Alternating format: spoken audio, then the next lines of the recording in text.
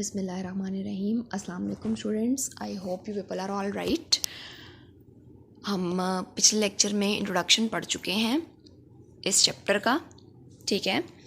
और आज हम पढ़ने जा रहे हैं about the reversible reaction and dynamic equilibrium. आपका टॉपिक 9.1 है। हाफ पढ़ेंगे आज इसे, हाफ हम इसे नेक्स्ट लेक्चर में देखेंगे। अच्छा जी, इसमें हमने सब टॉपिक्स कौन कौन से डिस्कस करने हैं। इसमें हमने डिस्कस करना है about the reactants and products. Reactants क्या होते हैं, प्रोडक्ट्स क्या होते हैं, इसके बारे में हमें पहले भी पता है, लेकिन अब हम अपनी बुक के सीक्वेंस के मुताबिक चलेंगे। इसकी डेफिनेशंस दी हुई हैं, उनको देखेंगे, एग्जांपल्स को देखेंगे, और रिवर्सिबल और इरिवर्सिबल रिएक्शन के बारे में डिटेल पढ़ेंगे। इसका थोड़ा सा इंट्रोडक्शन हम पिछले लेक्चर में ले चुके हैं कि रिवर्सिबल रिएक्शन क्या है, इरिवर्सिबल रिएक्शन क्या है, लेकिन वो मैंने आपको कहा था कि जो इंट्रोडक्शन का पैराग्राफ था, एक जो बॉक्स बना हुआ था आपकी बुक पे, वो आप लोगों ने याद नहीं करना, ठीक है। तो आज जो हम पढ़ने जा रहे हैं ये आपने सारा का सारा याद करना है, ठीक है। वो सिर्फ इंट्रोडक्शन का एक पैराग्राफ था जिसके लिए मैंने आपको रिलैक्सेशन दी थी कि सिर्फ और सिर्फ उसे रीड कर लें, दैट विल बी इनफ। क्योंकि आगे जाके अब जो है वो हम रिवर्सिबल और इरिवर्सिबल रिएक्शन की डेफिनेशन प्रॉपर और एग्जांपल्स और प्रॉपर्टीज़ और सारी चीज़ों को डिस्कस करने वाले हैं, ठीक है जी। तो अब से ऑनवर्ड और कल का भी जो क्वेश्चन नंबर 1 और 2 था, इसमें आपने ईच एंड एवरीथिंग याद करनी है, ठीक है जी। ओके जी, तो मूव करते हैं अपने टॉपिक की तरफ। रिएक्टेंट्स एंड प्रोडक्ट्स को देख लेते हैं। सबसे पहले रिएक्टेंट्स क्या चीज़ है जी। In a chemical reaction the substances that combine are called reactants. वो चीज़ें जो रिएक्ट कर रही हैं, वो चीज़ें जो कंबाइन कर रही हैं, उसको हम कहते हैं रिएक्टेंट्स। या हम इस तरह भी कह सकते हैं कि हमारी इक्वेशन में जो हम इक्वेशन लिखते हैं उसमें जो एरो से पहले चीज़ें आती हैं, एरो से पहले हम जिनको लिखते हैं वो हमारे रिएक्टेंट्स होते हैं, और एरो के बाद जो लिखते हैं वो हमारे प्रोडक्ट्स होते हैं, ठीक है। तो एरो से पहले जो चीज़ें होती हैं वो कंबाइन कर रही होती हैं, वो रिएक्ट कर रही होती हैं, और एरो के बाद जो चीज़ें होती हैं वो बन रही होती हैं। तो जो चीज़ें बन रही हैं वो हमारी प्रोडक्ट्स हैं, और जिनसे बन रही हैं, जो रिएक्ट कर रहे हैं, वो हमारे क्या हैं, रिएक्टेंट्स हैं। फॉर एग्ज़ाम्पल, आपने अगर घर में हंडिया बनानी है, ठीक है, तो आपको जो जो चीज़ें चाहिए उसके लिए आपको मसाला चाहिए, प्याज, जो भी सारी चीज़ें हैं, अदरक है। आपने अगर चिकन बनाना है तो आपको उसके लिए चिकन चाहिए, आपको सॉल्ट चाहिए। तो ये सारी चीज़ें जो आपको चाहिए हैं ये रिएक्टेंट्स हैं, और जो उससे बनेगा, यानी अल्टीमेटली जो आपकी हंडिया तैयार हो जाएगी एंड पर, जिसको आप खाएंगे, वो आपका प्रोडक्ट है, ठीक है। तो रिएक्शंस में भी इस तरह से ही है कुछ कि जो चीज़ें रिएक्ट कर रही होती हैं, जो चीज़ें चाहिए होती हैं, वो रिएक्टेंट्स हैं, और जो चीज़ें बनेंगी वो क्या होंगे, प्रोडक्ट्स होंगे, ठीक है जी। तो प्रोडक्ट्स को आपकी बुक पे कैसे डिफाइन किया हुआ है, the new substances formed are called products. तो ये एक लाइन में आपकी बुक पे रिएक्टेंट और प्रोडक्ट की डेफिनेशन दी हुई है, इस पर हेडिंग कर लीजिएगा रिएक्टेंट की और प्रोडक्ट की। वेरी नेक्स्ट टू इट आपकी बुक पे दिया हुआ है जी अबाउट द एग्जाम्पल। एग्जाम्पल दी हुई है रिएक्टेंट और प्रोडक्ट की, जिसमें उन्होंने कहा हुआ है कि H2 और O2 रिएक्ट करेंगे और H2O बनाएंगे। H2 और O2 जो हैं वो रिएक्टेंट्स हैं, और H2O क्या है, प्रोडक्ट है। क्यों है जी ऐसे, क्योंकि H2 और O2 जो हैं वो रिएक्ट कर रहे हैं, तो वो क्या हुए, रिएक्टेंट्स, और H2O बन रहा है तो वो क्या हुआ, प्रोडक्ट, ठीक है। तो अगर हम नीचे जो इक्वेशन में दिया हुआ है H2 यानी जो गैस है, G का मतलब यहाँ पर गैस है, और O2 जो है वो भी गैस है, दोनों चीज़ें रिएक्ट करेंगी, हाइड्रोजन गैस, ऑक्सीजन गैस, इसको हम हीट करेंगे तो क्या बनेगा, हमारे पास वाटर बनेगा जो कि लिक्विड है, ठीक है जी। तो रिएक्टेंट्स के रिएक्ट करने की वजह से क्या बन रहा है, प्रोडक्ट बन रहा है, और दरमियान में क्या है, एरो है, एरो से पहले वाली चीज़ें रिएक्टेंट्स हैं, एरो के बाद वाली प्रोडक्ट्स हैं, ठीक है जी। आई होप अब आप लोगों को ये समझ आ गया होगा रिएक्टेंट्स क्या हैं, प्रोडक्ट्स क्या हैं और उनकी एग्जांपल, ठीक है। अगर आपको क्वेश्चन सिर्फ और सिर्फ आता है जी व्हाट इज रिएक्टेंट्स, तो आपने रिएक्टेंट की डेफिनेशन लिखनी है, और ये जो एग्जांपल यहाँ पर लिखी है ये लिख देनी है, बिकॉज जब आप रिएक्टेंट को डिफाइन करोगे तो आपको एग्जांपल में प्रोडक्ट को भी जो है ना वो एक्सप्लेन करना पड़ेगा। तो एग्जांपल जो है वो रिएक्टेंट और प्रोडक्ट दोनों की डेफिनेशन के लिए सेम रहेगी, लेकिन अगर आपको क्वेश्चन आ जाता है जी difference between reactant and product, reactant product की डेफिनेशन करोगे और साथ में ये एग्जांपल करोगे। कोई एक डेफिनेशन भी आ जाएगी तो उसके साथ भी यही एग्जांपल आएगी, दोनों डेफिनेशंस भी आ जाएंगी तो उनके साथ भी यही एग्जांपल आएगी, बिकॉज ये एग्जांपल रिएक्टेंट को भी डिफाइन कर रही है और प्रोडक्ट को भी। ठीक है जी, आगे चलते हैं जी। आगे है जी आपके पास सेकेंड पैराग्राफ है आई थिंक आपकी टॉपिक का, इर्रिवर्सिबल रिएक्शन। अगर हम इसके नाम पे थोड़ा सा गौर करें, मैंने इसको थोड़ा सा हाईलाइट भी उस तरह से किया हुआ है, इर्रिवर्स। इर्रिवर्स का मतलब क्या होता है कि जो रिवर्स नहीं हो सकता।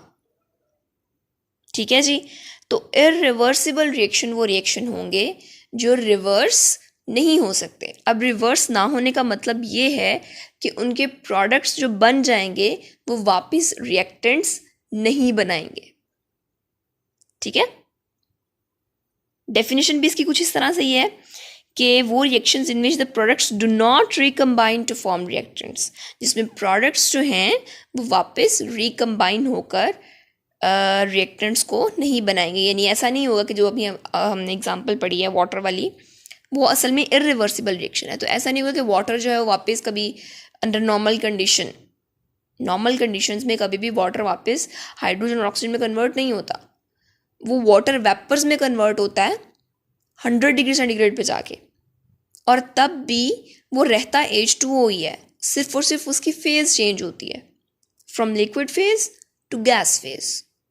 ठीक है, तो वाटर ने हाइड्रोजन और ऑक्सीजन में कन्वर्ट होना है बहुत ज़्यादा एक्सट्रीम कंडीशन में, बहुत ज़्यादा टेम्परेचर देंगे फिर वो कन्वर्ट होगा। अंडर नॉर्मल कंडीशंस वाटर वापस जो है वो हाइड्रोजन या ऑक्सीजन गैस नहीं बनाता। तो चूंकि प्रोडक्ट वापस रिएक्टेंट नहीं बना रहा तो ये कौन सा रिएक्शन होगा, ये इर्रिवर्सिबल रिएक्शन होगा। तो अभी जो हमने वाटर वाली एग्जांपल पढ़ी है उसको आप इर्रिवर्सिबल रिएक्शन की भी एग्जांपल में लिख सकते हो। ठीक है जी, तो वो रिएक्शन जिसमें प्रोडक्ट्स जो हैं वो वापस रिएक्टेंट नहीं बनाएंगे वो कौन से रिएक्शन होंगे, इर्रिवर्सिबल, यानी वो रिवर्स नहीं हो सकते, उसमें प्रोडक्ट्स वापस रिएक्टेंट नहीं बनाएंगे। अच्छा, ये बड़ा एक इंपॉर्टेंट पॉइंट है कंप्लीशन ऑफ रिएक्शन का, रिवर्सिबल में भी इंपॉर्टेंट है, रिवर्सिबल में भी इंपॉर्टेंट है। तो जिस रिएक्शन में रिएक्टेंट्स ने प्रोडक्ट्स बना लिया और प्रोडक्ट्स ने वापस रिएक्टेंट नहीं बनाए, इसका मतलब सारे के सारे रिएक्टेंट्स ने क्या बना दिए, प्रोडक्ट्स बना दिए। तो हम ये सपोज करते हैं कि हमारा जो रिएक्शन है वो कंप्लीट हो गया, क्योंकि सारे के सारे रिएक्टेंट्स किस में चेंज हो गए हैं, प्रोडक्ट्स में, और कोई रिवर्स भी नहीं हुआ। तो चूंकि रिवर्स नहीं हुआ तो हम ये कंसिडर करेंगे कि हमारा रिएक्शन क्या हो गया है, कंप्लीट हो गया है, सारे के सारे रिएक्टेंट्स ने रिएक्ट करके प्रोडक्ट बना दिया है। As in the case of example, सारे के सारे हाइड्रोजन और ऑक्सीजन एटम्स ने मिलकर, सारे के सारे हाइड्रोजन और oxygen molecules in that case मिलकर उन्होंने वाटर बना दिया है। पीछे कोई H2O2 नहीं बचा और ना ही H2O वापस H2O2 में कन्वर्ट हुआ है। ठीक है, ना रिवर्स हुआ है और फॉरवर्ड भी कंप्लीट हो गया। फॉरवर्ड का मतलब ये है कि H2O2 ने कंप्लीटली H2O बना दिया। ठीक है, तो हम कंसिडर करते हैं कि जो इर्रिवर्सिबल रिएक्शन है क्या है, कंप्लीट है। देन अगर हम इनकी रिप्रेजेंटेशन की बात करें तो इनको हम सिंगल एरो से रिप्रेजेंट करते हैं। ठीक है, by putting a single arrow between reactants and products, जो हम रिएक्शन के दरमियान में एरो लिखते हैं। अगर आपको याद हो तो 9th क्लास में भी हमने कुछ रिएक्शंस पढ़े थे जिनमें कुछ में जो है वो आपके पास सिंगल एरो था, कुछ में डबल एरो था।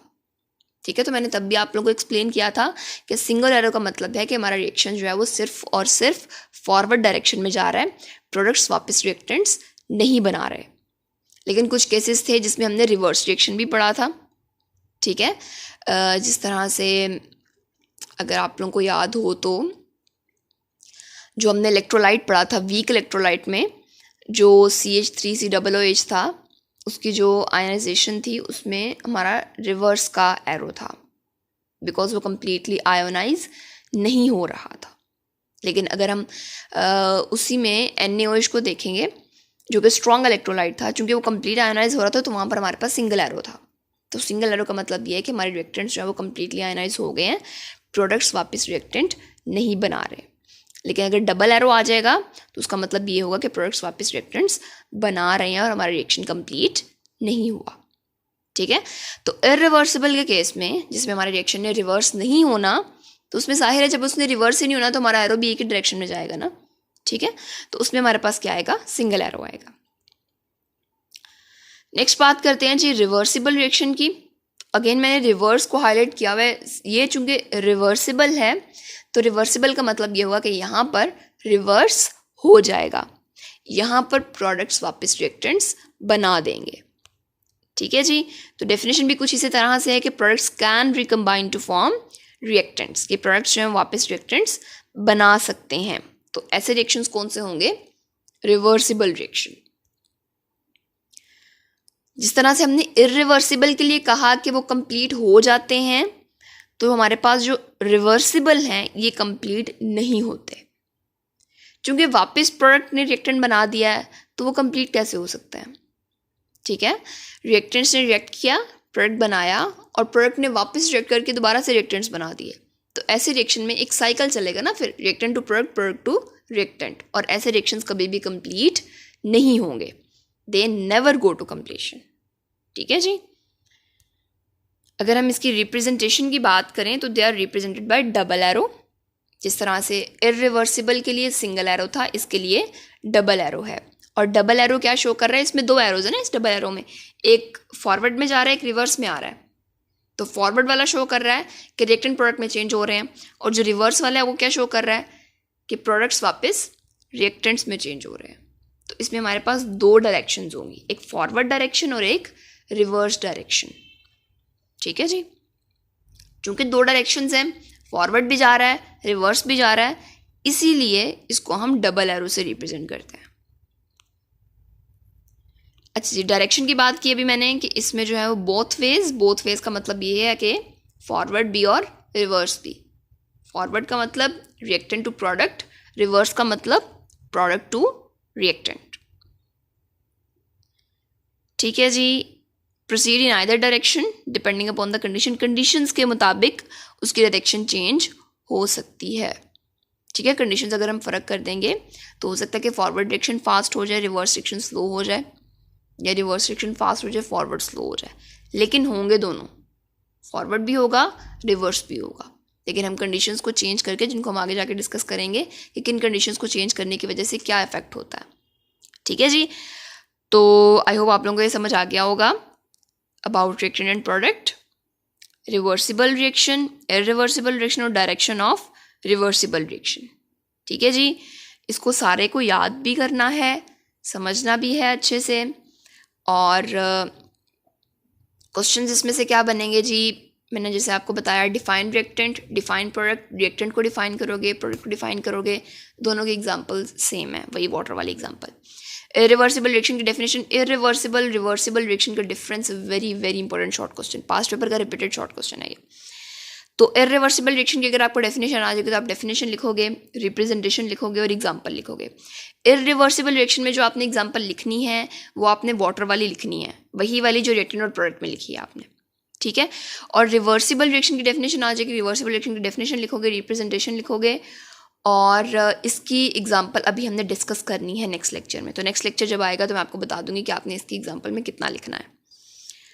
और डायरेक्शन ऑफ रिवर्सिबल रिएक्शन जो है वो शॉर्ट क्वेश्चन है कि रिवर्सिबल रिएक्शन की कौन सी डायरेक्शन हो सकती है, the proceed in both ways, forward भी और रिवर्स भी। तो ये हमारी रिएक्शन की हो गई समरी, जिसको आपने लर्न करना है, याद करना है।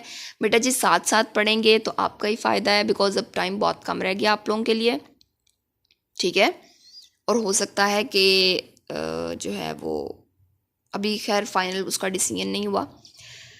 ठीक है जी, तो अच्छे से पढ़ें, साथ साथ पढ़ें, and thank you very much.